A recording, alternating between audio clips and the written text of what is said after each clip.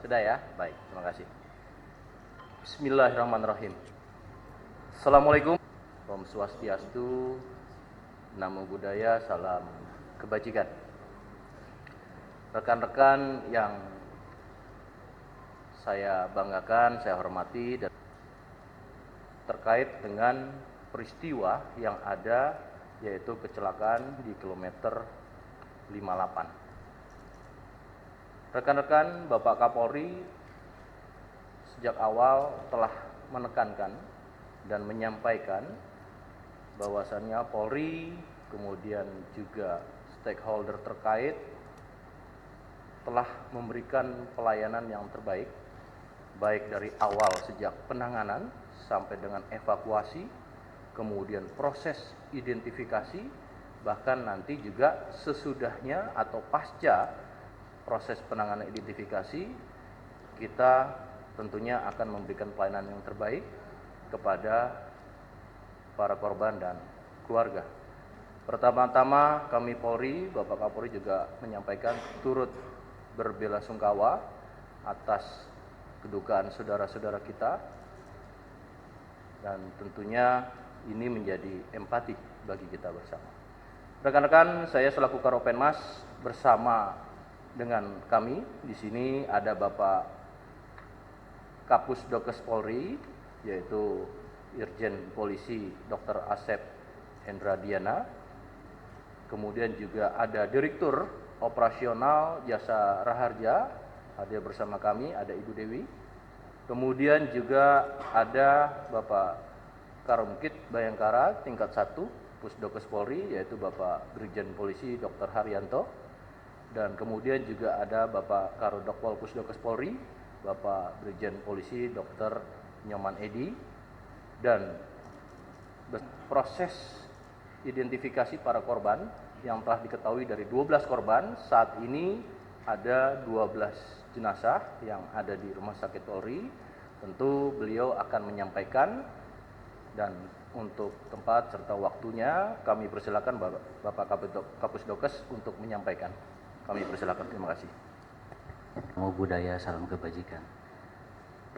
Yang saya hormati di sini hadir Direktur Operasional Jasa Raharja Ibu Dewi, juga yang saya hormati Karopenmas, Karumkit Bayangkara 3 Pusdokes Polri, Karodokpol Pusdokes, hadir juga Kabidokes Polda Jabar, dan juga rekan-rekan dari tim DVI Pusdokes Polri, dan juga saya hormati rekan-rekan pers media yang telah hadir pada kesempatan siang ini. Saya selaku Kapusdokes Polri pada kesempatan ini menyampaikan beberapa hal. Yang pertama, bahwa rangkaian kegiatan identifikasi telah optimal kami laksanakan, mulai dari penanganan membawa jenazah dari TKP, memeriksa korban meninggal yang kita sebut sebagai fase postmortem. Berikutnya termasuk juga pengambilan sampel DNA, baik itu pada jenazah dan juga pengambilan data antemortem, terutama dari pihak keluarga inti, meliputi orang tua atau saudara kandung. Termasuk juga pengambilan sampel DNA dan pencocokan data antemortem dengan postmortem berupa kegiatan rekonsiliasi yang beberapa saat yang telah dilaksanakan, dan juga melalui beberapa metode yang akhirnya menghasilkan identifikasi personal atas seluruh korban. Dan kita tahu identifikasi adalah hak asasi manusia.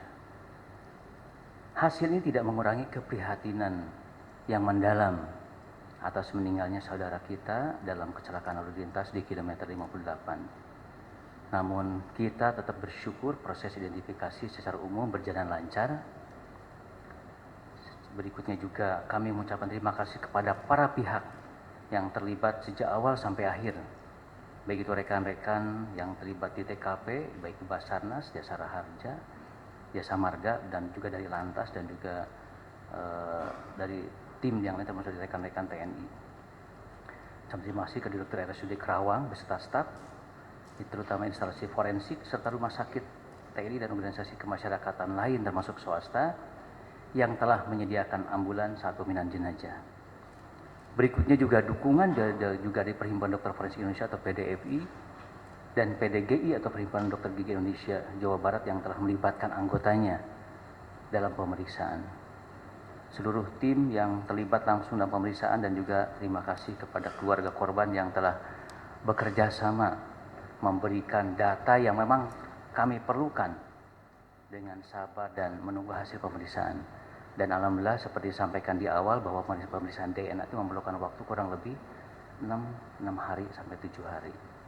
Dan juga kepada Pemda dan Rumah Sakit Bayangkara serta organisasi kemasyarakatan dan swasta yang mendukung angkutan jenazah dari Rumah Sakit Bayangkara tingkat 1, dan juga nanti alamat ke alamat keluarga korban masing-masing. Selanjutnya untuk keluarga juga telah kami akan siapkan administrasi yang nantinya juga diperlukan dalam pengurusan kependudukan dan yang lain. Dan bila ada kekurangan selama proses, kami juga berkenan mohon maaf dalam pelaksanaan dari tersebut. Pada hari ini, Senin tanggal 15 April 2024, tim DPI Polri telah menyelesaikan pemeriksaan terhadap 12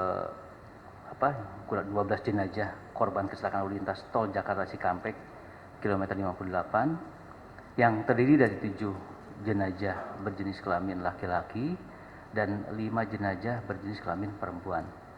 Dengan rincian sebagai berikut.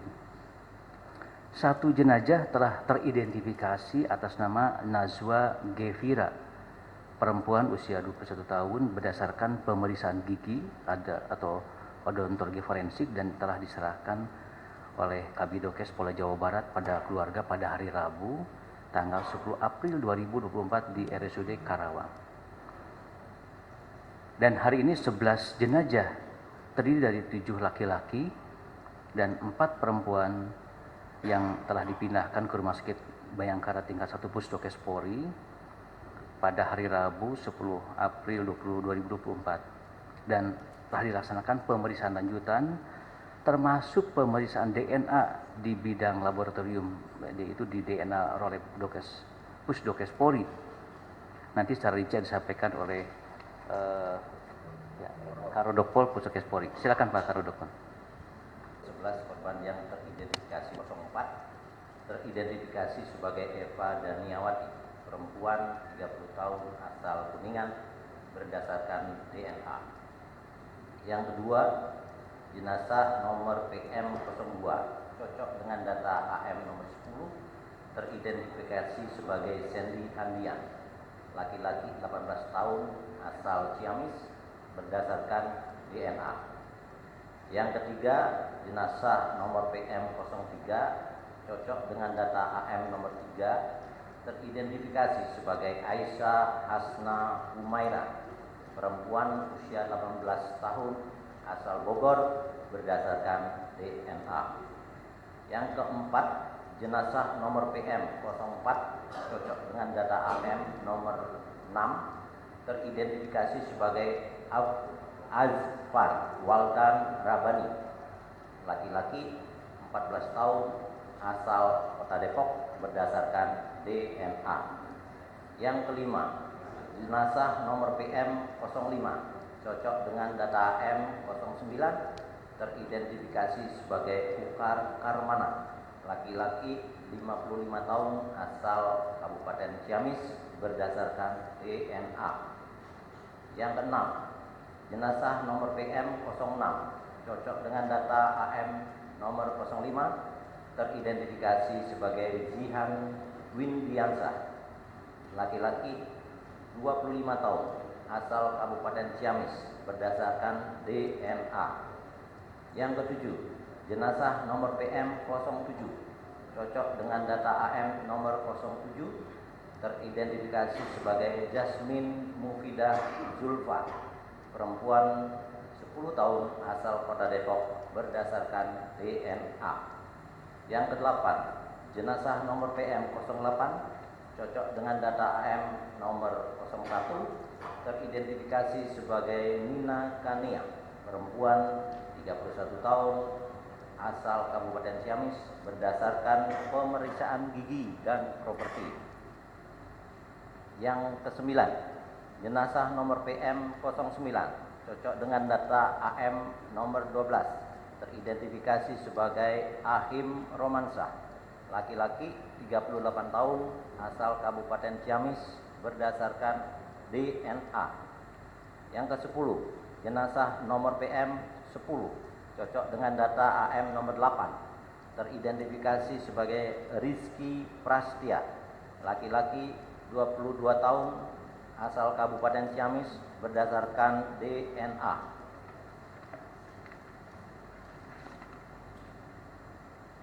Yang ke-11, jenazah nomor PM 11, cocok dengan data AM nomor 11, teridentifikasi sebagai Muhammad Nur Zaki, laki-laki 21 tahun, asal Kabupaten Ciamis berdasarkan DNA.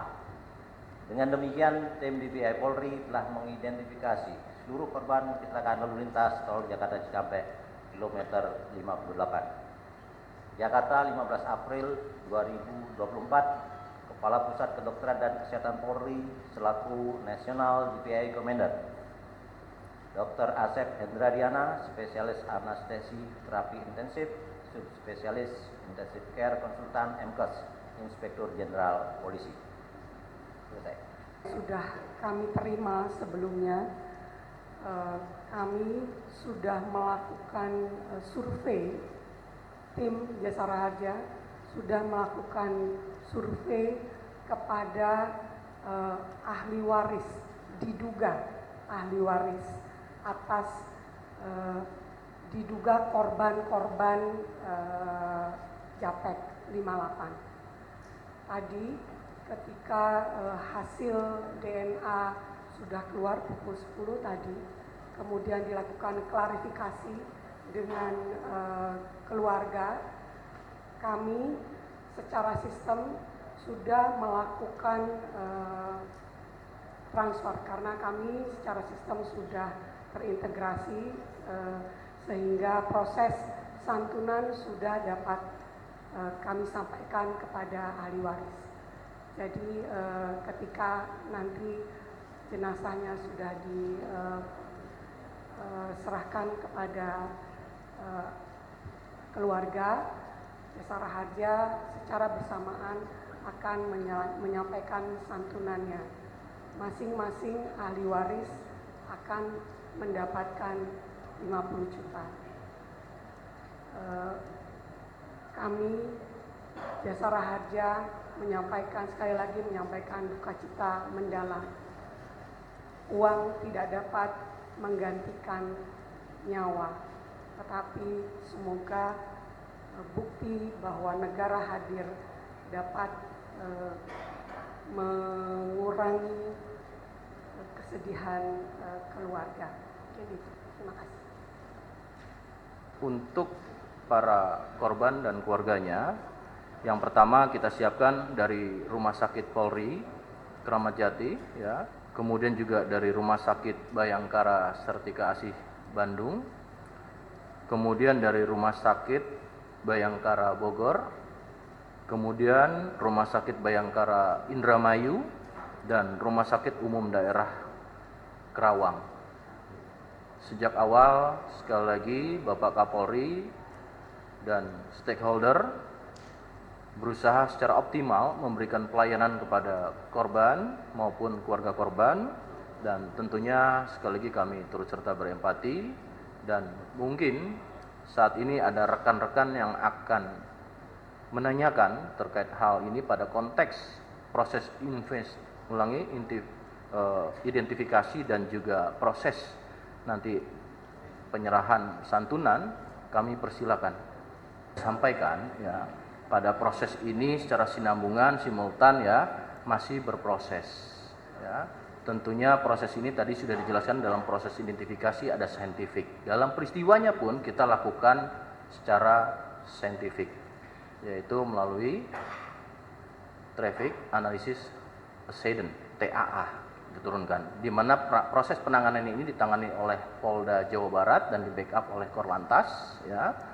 Dari hasil simpulan sementara, ya, dari hasil penyelidikan yang dilaksanakan oleh Lantas Polda Jawa Barat atau Polres Kerawang, ini dugaan awal penyebab kecelakaan diakibatkan oleh pengemudi kendaraan Grand Max nomor polisi B1635 BKT atas nama saudara UK, ya, di mana kami juga sudah sampaikan dari investigasi penyelidikan sebelumnya, rekor perjalanan dari pengemudi ini sungguh sangat melelahkan sejak tanggal 5 Ciamis, Jakarta, Ciamis sampai dengan tanggal 8, sehingga pengemudi tersebut mengalami kelelahan yang mengakibatkan microslip atau mengantuk ya karena kelelahan. Dikarenakan tadi kami sampaikan aktivitas pengemudi yang sangat tinggi, di mana ini juga termasuk berdasarkan keterangan saksi-saksi. Namun ini yang bisa kami sampaikan sementara pada proses perkembangannya. Kedua, terkait dengan pertanyaan adanya travel gelap yang disampaikan oleh Bapak Menhub, tentu secara regulasi Menteri Perhubungan dan Korlantas akan melakukan kolaborasi, berkomunikasi dan berkoordinasi terkait dengan hal tersebut. Tentu ini menjadi catatan. Mari sama-sama kita tunggu ya terkait dengan hasil evaluasi terkait dengan travel gelap. Pemerintah dalam hal ini telah meningkatkan pelayanan publik maupun sarana prasarana terkait dengan transportasi publik maupun jalan ya. Tentunya ini juga dalam rangka memberikan kenyamanan, kelancaran dan juga paling utama adalah keselamatan. Maka Bapak Kapolri selalu mengingatkan dengan adanya kegiatan-kegiatan masyarakat secara nasional yaitu mudik dan balik, maka ada cara bertindak baik itu kontraflow, one way. Ini adalah langkah untuk memberikan kelancaran. Namun demikian tidak perlu bereporia, maka kita tingkatkan dalam cara bertindak dengan car safety, kemudian dengan petunjuk-petunjuk ya, dan kemudian meningkatkan titik-titik pos pengamanan sehingga ini optimal. Ya, sekali lagi Bapak Kapolri menghimbau agar hati-hati, siapkan fisik dengan baik ketika melalui arus balik nanti dengan sistem kontraflow ataupun dengan one way ya. Nah, tentu ini kembali kepada pengemudi dan terutama lagi adalah kondisi kendaraan. Saya rasa itu yang bisa kami jawab.